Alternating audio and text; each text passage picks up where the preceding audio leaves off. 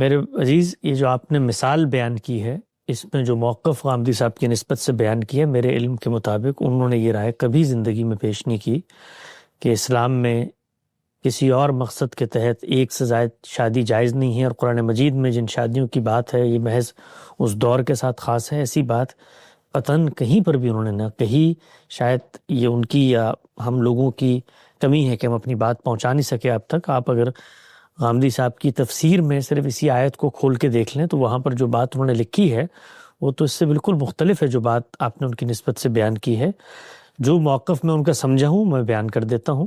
اور پھر آپ کا جو اصل سوال ہے اس کی طرف بھی آ جاتے ہیں۔ جب لوگ یہ کہتے ہیں کہ دین میں 4 شادیوں کی اجازت ہے، 4 شادیوں کا حکم ہے، دین ترغیب دیتا ہے کہ آپ 4 شادیاں کریں، ایک سے زائد شادی کریں، اور اس پس منظر میں قرآن مجید کا کوئی ایک منتخب مقام پیش کیا جاتا ہے، تو اس مقام کو سامنے رکھ کر یہ بتایا جاتا ہے کہ قرآن کا جو مقام جس سے آپ ایک تائید، ایک استدلال، ایک شاہد اور ایک نظیر پیش کر رہے ہیں، وہاں پر یہ چیز زیر بحث نہیں ہے۔ وہاں پر جو چیز زیر بحث ہے وہ اپنا ایک کانٹیکسٹ رکھتی ہے، اس کانٹیکسٹ میں اس بات کو رکھیں۔ وہ کانٹیکسٹ پھر سمجھایا جاتا ہے کہ بھائی یہاں پر تو یتیموں کی کفالت کے پس منظر میں بات زیر بحث ہے، یہاں پر بھی اللہ تعالیٰ نے انصاف کی بات کی ہے، گویا یہ کوئی عمومی طور پر شادیوں کی ترغیب کا موضوع زیر بحث نہیں ہے۔ تو سب سے پہلے اس چیز کو رفع کیا جاتا ہے کہ جس مقام سے استدلال کیا جا رہا ہے وہ مقام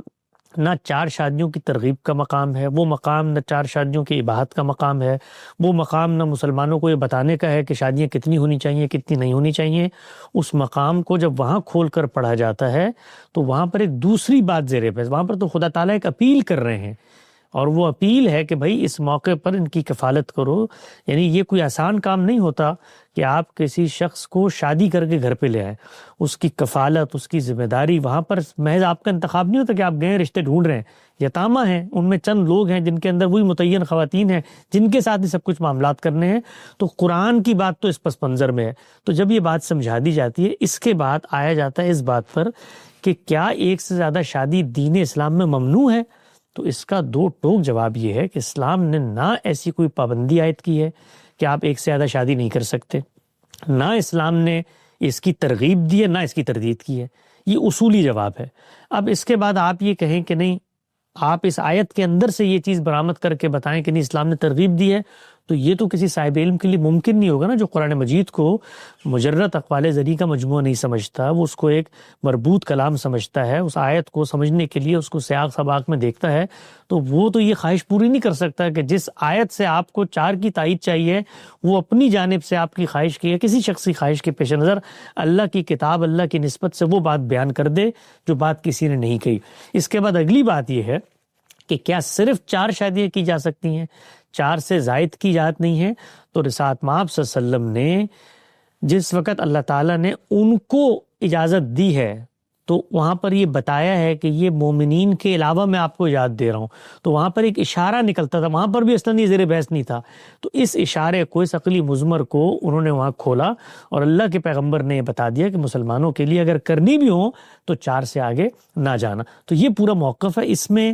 کوئی شخص ایک سے زیادہ شادی کرنا چاہتا ہے، بہت ساری وجوہات ہو سکتی ہیں، اس کی جنسی ضروریات ہو سکتی ہیں، سماجی ضروریات ہو سکتی ہیں، محافظت ہو سکتی ہے، 10 امکانات ہو سکتے ہیں، کسی شخص نے ان پر پابندی نہیں لگائی۔ اس کے بعد ایک تیسرا سوال سامنے آتا ہے، وہ سوال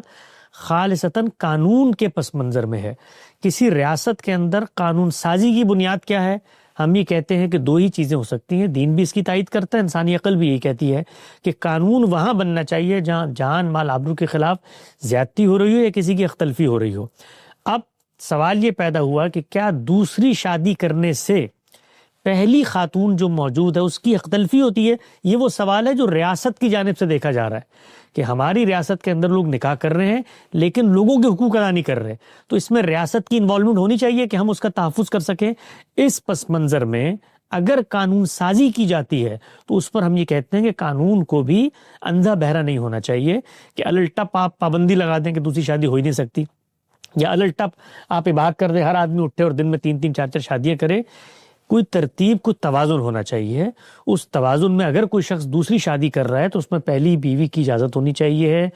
وہ علل اعلان ہونی چاہیے، خفیہ نہیں ہونی چاہیے، اس طرح کی شرائط کو عائد کیا جائے۔ لیکن ریاست کو یہ محسوس ہوتا ہے کسی جگہ پر، تو ریاست اس پس منظر میں قانون سازی کرتی ہے، اس سے بھی ہمیں آپ کو اختلاف کا حق ہے، ہمیں اختلاف کا حق ہے، کیونکہ ریاست یہاں پہ کوئی دینی نص کی بنیاد پہ قانون سازی نہیں کری۔ ملیشیا میں بعض ریاستوں میں قانون بنا ہوا ہے کہ آپ دوسری شادی نہیں کر سکتے، ان کی بعض ریاستوں میں اجازت بھی دیتے ہیں، امریکہ مغرب کے اندر بھی یہ ہے، لیکن انہوں نے بھی بعض استثناءات دیے ہیں جو پرانے قبائل ہیں ان کو۔ تو یہ قانون سازی کی بحث ہے، اس میں ساری بحث ہوگی اختلفی اور جان مال آبرو کے خلاف زیادتی کو روکنے کے لیے۔ تو یہاں پر بھی ہم یہی بات کرتے ہیں، ہم نے کبھی ہی نہیں کہا کہ دوسری شادی پر پابندی عائد کر دیں مغرب کو خوش کرنے کے لیے، مشرق کو خوش کرنے کے لیے۔ تو سب سے پہلے تو یہ ہماری پوری بات ہے۔